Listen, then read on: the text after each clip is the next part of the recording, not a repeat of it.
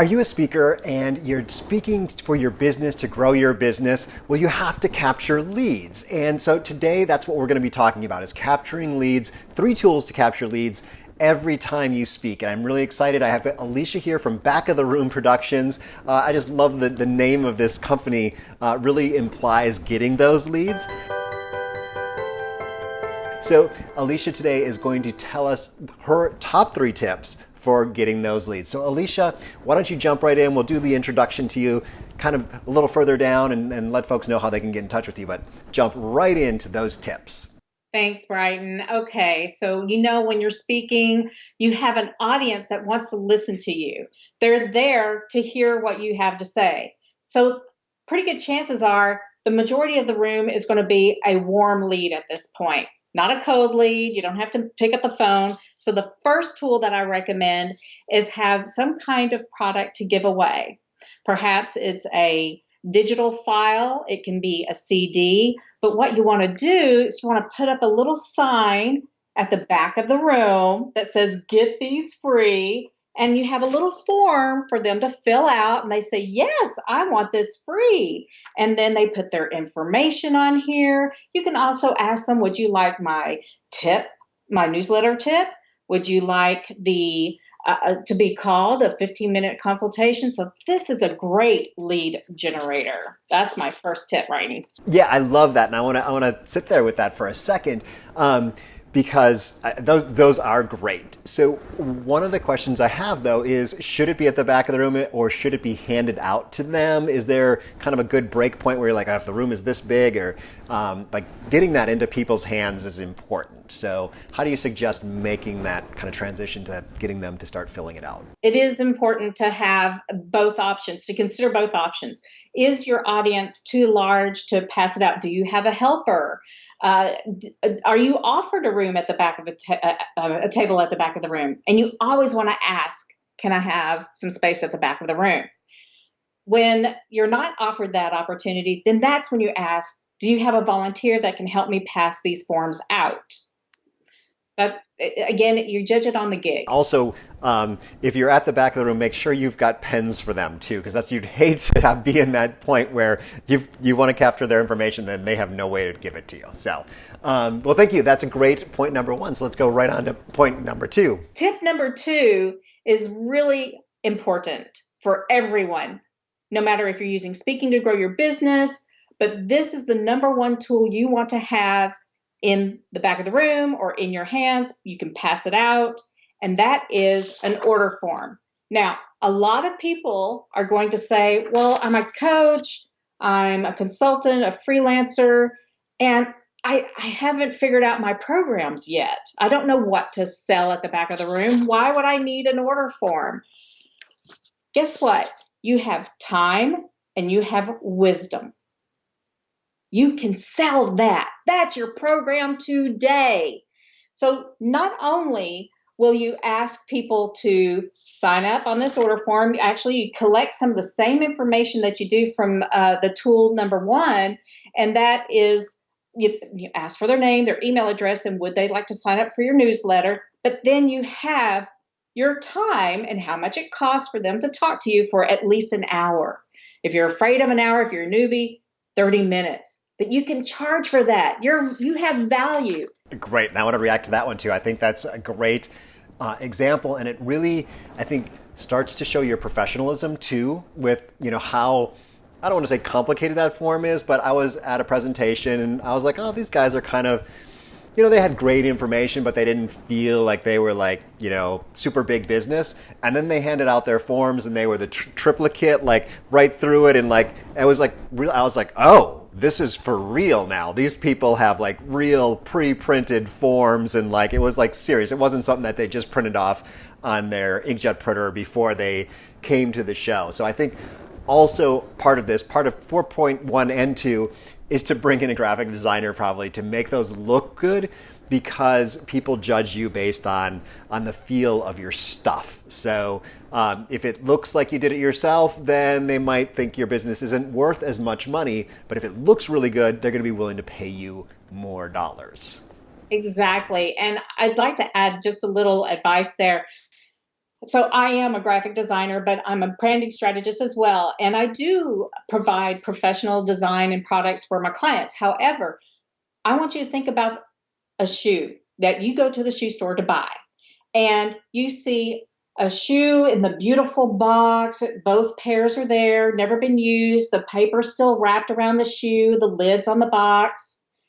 And then you see the same shoe, one that you want, that is not in a box.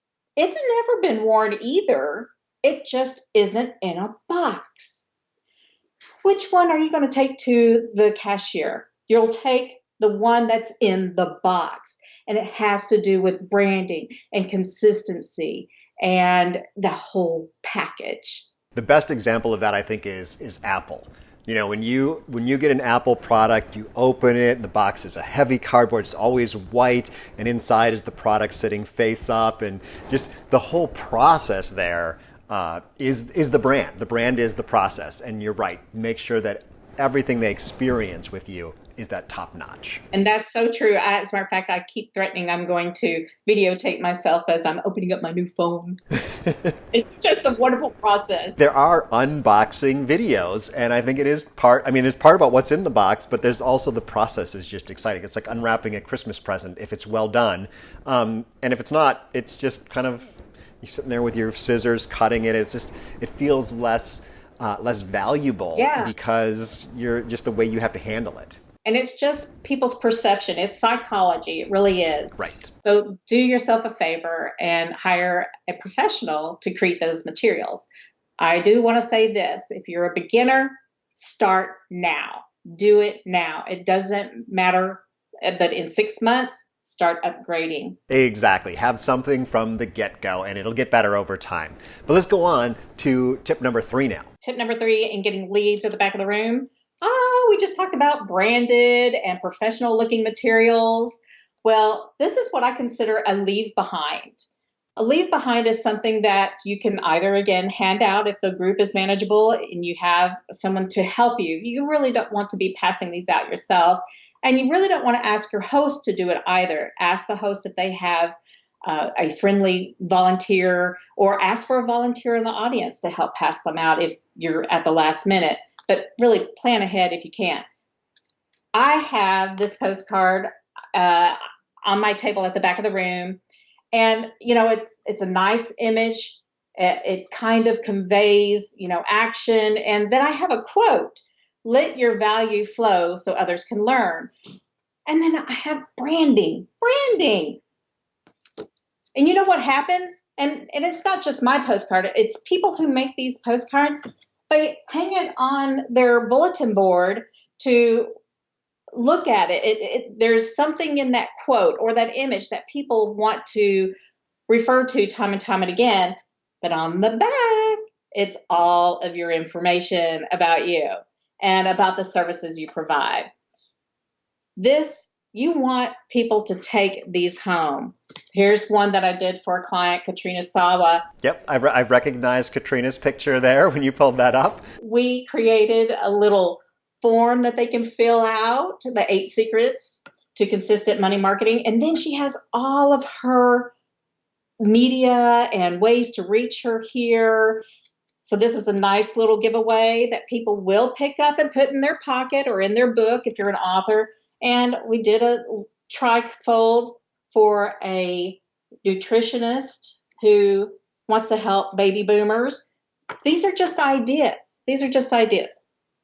The leave behinds, the purpose is to give your message legs. And I also say, because you want the people in the audience to go to bed thinking about you. Now, I get a lot of laughs about that, and I don't mean it in a naughty way. I want people thinking about the value you provide. And when you have passed these out and that person's picked it up, because these are all warm leads listening to you, they're going to refer to it. I am a big fan of paper. I have an environmental background, but I'm sorry, paper just works. And even if they just take it home and they throw it out, they had to at least touch your image one more time before it went into the garbage. So I think they say you're supposed to have 8 touches before someone will buy. It's like, well, they just heard you speaking. Maybe they see you on Facebook or something, but that's one more touch if you gave them a piece of paper.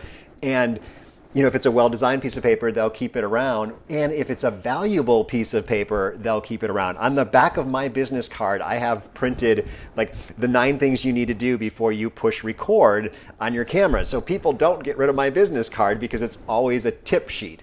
And as you were sharing those, I was like, oh, that's what I need to do is make it into a leave behind where I can have more information because it's really crammed in there on a business card. Right. But having something valuable to give away that they can take with them.